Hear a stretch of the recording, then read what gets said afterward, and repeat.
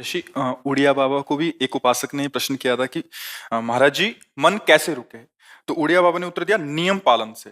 यदि हम नियम पर दृढ़ रहें तो मन हमारा क्या कर सकता है? नियम तो परमात्मा देखता है। हम लोग नियम पर दृढ़ नहीं रहते, इसी से हमारे देश की दुर्दशा है। संध्या वंदन तक का नियम जाता रहा है। भजन करने के लिए नियम की बड़ी आवश्यकता। हाँ, बड़े नियम की आवश्यकता है। तो जैसे प्रातः काल से सायंकाल तक की हर व्यक्ति की अपनी एक दिनचर्या होनी चाहिए। ऐसा नहीं कि आज हम 4 बजे उठे, कल 7 बजे उठे, पर फिर मन को आप कंट्रोल नहीं कर पाएंगे। मन के लिए एक दिनचर्या होनी चाहिए कि हमको 10 बजे सोना है, 4 बजे उठ जाना है।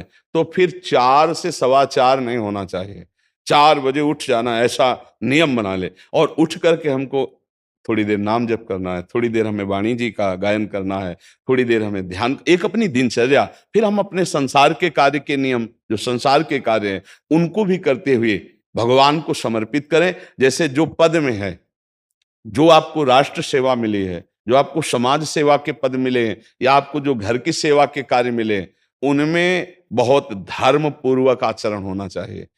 अगर आप अधर्म आचरण करते हैं, अपने पद का दुरुपयोग करते हैं, तो आप सुबह जग करके थोड़ा माला चला लीजिए, फिर भी आपका कल्याण नहीं होगा, क्योंकि आप अपने पद का, अपने सेवा का दुरुपयोग कर रहे हैं। जैसे हम जानते हैं कि अधर्म आचरण है, ये अधर्मी है, हमें पता है दोषी है, और वो हमको कुछ धन दे देता है, और हम उसको मुक्त करवाने की बात सोचते हैं, और जो निर्दोष है उसको फंसा देते हैं। अब तुम चाहे जितना माला चलाने की कोशिश करो या दान पुण्य करो, वो तुम्हारा अधर्म आचरण, वो अधर्म का धन तुम्हें सतमार्ग में नहीं जाने देगा। नियम लेना चाहिए कि जिस पद में है, जिस धर्म में है, जिस कर्तव्य में है, चाहे कुछ भी हो जाए, हम अपने कर्तव्य से विमुख नहीं होंगे। जितना जप महान है, उतना ही कर्तव्य महान है। दोनों बातें समझना है। जब माला फेरा और इसके बाद बेईमानी, अधर्माचरण, इनका कोई नियम नहीं है कि हमें कैसे चलना है, तो वो माला काम नहीं कर पाएगा, क्योंकि उसका तभी सत्य भाव माना जाएगा माला जपला, जब धर्माचरण है। धर्माचरण नियम से।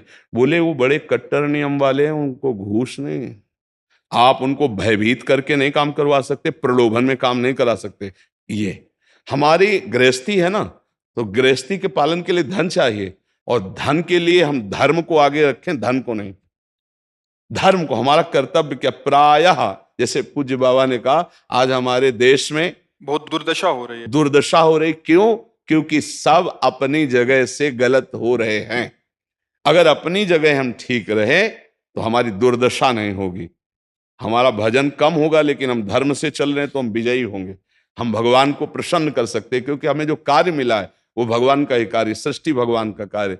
जैसे नए बच्चे कुछ वकालत पढ़ रहे थे, तो यहाँ के प्रश्न किया था कि हम जानते हैं कि वो दोषी नहीं है, हम जानते हैं कि वो दोषी है, पर दोषी हमें पैसा दे रहा है, तो हम वकालत पढ़ी इसीलिए, हम उसको जिताएंगे, तो क्या कोई पाप है? तो उनका खुला पाप है। बोले नहीं, हमारी कोई ऐसा कंपनी दो, ऐसा कुछ बोले कि हमारी कंपनी को ये सिखाया जाता है, तो हमको तो ये करना ही होगा, अगर नहीं करेंगे तो हमारी वकालत का मतलब क्या रहा? तो नहीं, वकालत का मतलब अधर्मी को मुक्त करवाना नहीं है। वकालत का मतलब अधर्मी के सबूत एकत्रित करके उसको दंड दिलवाना है, और धर्मात्मा को मुक्त करवाना है। अब इसके लिए आपके पास अर्थव्यवस्था अगर कमजोर भी है, तो धर्म व्यवस्था आपकी पूरी है। धर्म व्यवस्था ठीक है तो परिवार स्वस्थ रहेगा, सुखी रहेगा, भगवान आप पर प्रसन्न रहेंगे। अच्छा, फिर हमने तर्क रखा कि जैसे आपकी बहन के साथ कोई गलत व्यवहार करे, आपको पता है, और वो आपको 10 लाख रुपया घूस दे, तो क्या आप उसका पक्ष लेंगे? नहीं। तो फिर दूसरी बहन के साथ किया है। अब यहां विचार करना है ना, अपने भाई का अगर कत्ल किए हो, मुझे पता हो कि ये दोषी है, तो क्या हम पैसे से उसको मुक्त करने देंगे? लगेगा कि जान की बाजी लगा देंगे, और तुम्हें हम, ऐसे ही एक गरीब आदमी की किसी ने हत्या की है, तो आपका पक्ष बनता है। पर यह ज्ञान कहां मिलेगा? बिना अध्यात्म के ये ज्ञान तो मिलेगा नहीं। ज्ञान तो इस बात का मिला कि कैसे पैसा कमाया जाए। अच्छा, वो पैसा यदि अधर्म से आया है तो आपकी दुर्दशा कर देगा, आपकी बुद्धि भ्रष्ट कर देगा। तो जो बाबा कह रहे हैं कि आज हमारे समाज की बड़ी दुर्दशा हो रही, उसका कारण यही है कि हमें अध्यात्म का ज्ञान नहीं, हमें धर्म का ज्ञान नहीं, और बड़ी बड़ी गलतियां हो जाती है। बिल्कुल पता है आदमी निर्दोष है, और हम धन के प्रभाव से उसको दंड दे देते हैं। वो दंडा भगवान जब आपको पलट कर देंगे तो आप सह नहीं पाओगे, उसका परिणाम बहुत बुरा होता है। तो इसलिए समाज को चाहिए अपने अपने कर्तव्य का पालन करते हुए एक नियमावली बना ले। जैसे कुछ दुकानों का नियम होता है कि वहां फिक्स रेट होता है, नहीं होता? वहां ये नहीं चलेगा कि कसम से कहते हैं कि तुम्हें हम अपना जान करके कि 100 रुपया मीटर ये मिला है, हम बिल्कुल मुनाफा नहीं ले रहे। नहीं, झूठ क्यों बोल रहे हो? दुकान खोले हो मुनाफा के लिए, झूठ क्यों बोल रहे हो? नहीं लेंगे मुनाफा, हम जितने का लाए हैं उससे मुनाफा लेंगे, पर 120 रुपया मीटर देंगे, कपड़ा बढ़िया है, नाप फिट है, इससे नीचे नहीं उतरेंगे, हमें सफाई देने की जरूरत नहीं है कि हम कसम खाते हैं या ऐसा। हम जानते हो ये बिजली है, दुकान है, नौकर लगे हैं, तो इसका मुनाफा लेने के लिए दुकान खोले, कोई दान करने के लिए तो नहीं। तो सबको पता है मुनाफा लेगा, लेकिन एक फिक्स दाम, उससे 10-20 रुपया का मुनाफा लेकर के हम उसको बेच रहे हैं। लेकिन झूठ क्यों बोले? बोले झूठ के बिना धंधा नहीं चलता। नहीं, ऐसा नहीं है। अब असत्य बोलोगे तो उससे जो आपको मुनाफा मिलेगा वो आपकी बुद्धि भ्रष्ट करेगा, और सत्य है कि मुनाफा के लिए है वही चीज, और आप एक फिक्स रेट में दे रहे हैं, बढ़िया है। अब अगर आप कोई मिलावट करके भोजन सामग्री दे रहे हैं, आपको पता है, तो जो खाने वाले के हृदय में बैठे हुए भगवान है वो तुम्हारे जीवन में मिलावट कर देंगे, तुम्हारा जीवन महान दुखमय हो जाएगा। ये कहां समझा जाता है? एक आदमी सिंथेटिक दूध बना रहा है, उससे कहो ये अपने बच्चे को पिला, नहीं पिलाएगा। फिर ये दूसरे का बच्चा जब पिएगा तो उसकी हालत क्या होगी? दूसरे शरीर में जाएगा तो हालत क्या होगी? वो केवल धन की बुद्धि रख रहा है। एक आदमी घी में केमिकल मिला रहा है, एक ऐसे अभक्ष्य पदार्थ मिला है, वो स्वयं नहीं खाएगा, लेकिन वो होटलों में भेजा जाएगा, हजारों लाखों लोग खाएंगे, बीमारी बढ़ेगी, उसको रुपया से मतलब है। ये चीज, ये दुर्दशा हर जगह धर्म का ज्ञान न होने के कारण फैल रही, नहीं फैल रही। एक मरीज बीमार है, असली दवाओं में पैसे ज्यादा है, नकली दवा लेकर के असली के दाम में बेच देना, उसको बिल्कुल फायदा ना होना। लेकिन परमात्मा देख रहा है, तुम जानते हो नकली दवा है, वो तो नहीं जानता बेचारा, ज्यादा पढ़े लिखे नहीं, किसान आदमी गांव का आया है, तुमने दे दिया और उसने पैसा दिया असली के। अब वो पैसा तुम्हारी बुद्धि भ्रष्ट करेगा, तुम्हारे परिवार में कलह पैदा करेगा और तुम्हारा पतन कर देगा। ऐसे हर डिपार्टमेंट में, हर विषय में यदि हम अपने धर्म से चले, अपने सत्य से चले और थोड़ा भी भजन होगा, वो आपको उत्तम गति प्रदान करेगा। पर ऐसा कहां समझ में आ रहा? अध्यात्म के बिना भला ऐसा समझ में आएगा? तो इसीलिए कह रहे हैं हमारे देश की दुर्दशा हो रही। पूर्वजों में पहले यह था कि हमारा धर्म नहीं जाना चाहिए चाहे प्राण चले जाएं, हमारा चरित्र नहीं जाना चाहिए चाहे सर्वस्व नष्ट हो जाए। आज इसकी कोई परवाह नहीं, तो उसी से बुद्धि भ्रष्ट हो जाती है, जीवन एक पशुवत आचरण वाला हो जाता है, और वो अपने को बड़ा सुखी समझने लगते हैं कि हमारे पास बड़ा वैभव है। लेकिन प्यारे, उस दिन को याद करो जिस दिन तुम्हारा आखिरी समय होगा, ना तुम्हारा फार्म हाउस जाएगा, ना महल तुम्हारा जाएगा, ना बैंक बैलेंस जाएगा, ना कोई व्यक्ति, और ना ये शरीर। अब तुम्हारे कर्म तुमको भोगवाएंगे। उस समय की कौन याद करता है?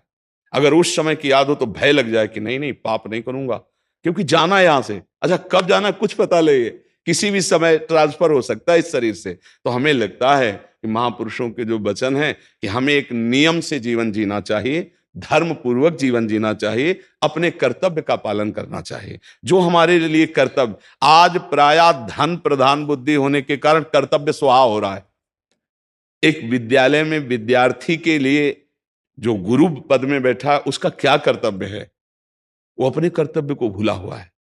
भला छोटे छोटे विद्यार्थियों को, जिनकी नींव पूरे राष्ट्र सेवा में, समाज सेवा में ये बन सकते हैं, अगर उनको हम सही शिक्षा नहीं दी तो उनका पूरा जीवन बर्बाद हो जाएगा। अगर उनको हम गलत सपोर्ट कर दिए तो उनका पूरा जीवन बर्बाद, क्योंकि नया जीवन है। और जगह जगह अपने अपने कर्तव्यों का यदि पालन किया जाए तो पूरा समाज सुखी हो जाए। लेकिन कर्तव्यहीनता आ रही, कोई अपने कर्तव्य को नहीं समझ रहा है। तो यही बात महापुरुष जनों को दुख लगता है कि अगर सब अपने कर्तव्य का पालन करें, धर्म का पालन करें, भगवान का नाम जप करें, तो सब सुखी हो जाए। सुख सब चाहते हैं और आचरण दुख वाले करते, इसीलिए सुख नहीं मिल रहा है, परिणाम में हमें दुख मिल रहा है। सच्ची मानना, वो रुपया पूरे परिवार में अशांति पैदा कर देगा। और धर्म पूर्वक 100 रुपया लाओगे और 4-5 परिवार के बैठ के नमक रोटी खाओगे, आनंद से सोओगे, बड़ा प्यार रहेगा, भगवान की कृपा रहेगी। पर ये बात समझ में नहीं आती है। तो ये वृत्ति अगर छोड़ी ना जाएगी तो कुछ भी कर लो, कहीं भी दान पुण्य कर लो, लाभ नहीं मिलेगा। अगर दान देने की बात कही गई है तो धर्म पूर्वक कमाए हुए धन से। अगर आप मेहनत से कमाए हो ना, 10 रुपया दे दोगे ना, तो 10 रुपये का वो आटा लाके अगर 2 रोटी खाएगा तो खूब वजन होगा। वो आप 1 लाख रुपया बेईमानी का रख दोगे ना, तो बैठे बैठे वो गंदा ही सोचेगा, वजन नहीं होगा। उसका गंदा सोचना और आपका गंदा करना दोनों मिल करके, उसके कारण भी तो आप बने ना, तो आपका ही पतन हो जाएगा। उसको तो भगवान बचा लेंगे क्योंकि भगवान की शरण में। तो मुझे लगता है अधर्म के धन से कभी किसी को लाभ नहीं मिलता। तो अपने कर्तव्य का पालन करते हुए यदि नाम जप किया जाए तो बहुत जल्दी हमको लाभ प्राप्त हो जाए। बहुत सुंदर मतलब ये चर्चा होती है, अगर आप लोग इसको धारण कर लें तो निहाल हो जाएंगे। सच्ची कह रहे, ये जो बातें हैं ये बहुत सुंदर जीवन को पुष्ट करने वाली हैं, पर आप धारण कर लें तो बात है। नहीं नहीं तो जैसे लाभ दिखाई दे रहा 50,000, तो ये बातें भूल जाओगे, ये बातें अच्छी नहीं लगेंगी। हे यार, बहुत बढ़िया काम घर में आएगा, पर हमारी ये बात ध्यान रखना, वो 50,000 घर में अशांति पैदा कर देगा। सच्ची मानना, आप धर्म से चलना, धर्म से चलोगे तो भगवान तुम्हारी रक्षा में रहेंगे। अधर्माचरण, देखो कैसी कैसी घटनाएं होती हैं। बढ़िया कार है, फिल्मी गाना लगाए चल रहे हैं, और वो एक्सीडेंट हुआ, आग लग गई, बाहर निकल ही नहीं पाए, वो अंदर ही जल गए। क्या हुआ? ये करोड़ों रुपए की कार भूंज दिया तुमको अंदर ही बैठा के, धू धू करके आग लग गई, अंदर जल। ऐसे जलना चाहते हो, या भगवान के आनंद में चिंतन करके शरीर छोटे हो, फिर दाह संस्कार हो ऐसे कि सब लोग भगवान के नाम का कीर्तन करते ही जा रहे, फिर आपका अंतिम संस्कार वहां जीवित जल गए? क्या हो सकता है? एक एक पल तुम्हारे कर्म का हिसाब होगा, एक एक सेकंड का। ऐसे कर्म करो कि हमारा अच्छा हिसाब हो, बुरा हिसाब। ये मत समझो कोई देख नहीं रहा, वो देख रहा है जिसको हिसाब करना है, वो देख रहा है। उसके लिए कोई वकील या किसी सबूत की जरूरत नहीं होती, वो सर्वांतर्यामी आपके अंदर बैठे ही देख रहा है। तो सदैव जैसे सत्संग सुन रहे हैं, तो अगर हाथ जोड़ के प्रार्थना है, थोड़ी भी बात मान लोगे तो आप सच्चे सुख के मार्ग में चलने लगोगे। नहीं तो भाई बहुत गंदी हवा चल रही है, माया की बहुत गंदगी ऐसी फैल रही। कलिकाल है ना, कि ये बातें किसी को पसंद नहीं आती। वो बात बताओ कि हम कितना रुपया कमा ले, कैसे कितने भोग भोग ले, और वो अध्यात्म में नहीं है। आपको सच धोखे में मत रहना। अध्यात्म में है, जितना आप धर्म से चलोगे उतना सुखी होगे, और लोक में है जितना धन मिल जाएगा उतना सुखी माना जाएगा। लेकिन वो सुख नहीं है, वो चंद मिनट के लिए हाइलोजन की तरह जलेगा, फ्यूज हो जाएगा। और धर्मात्मा दीपक की तरह जलेगा, पर बहुत काल तक चलता रहेगा। इन बातों का चिंतन कीजिए, खूब नाम जप कीजिए, और भगवान के भरोसे रहिए, गंदे आचरण मत कीजिए।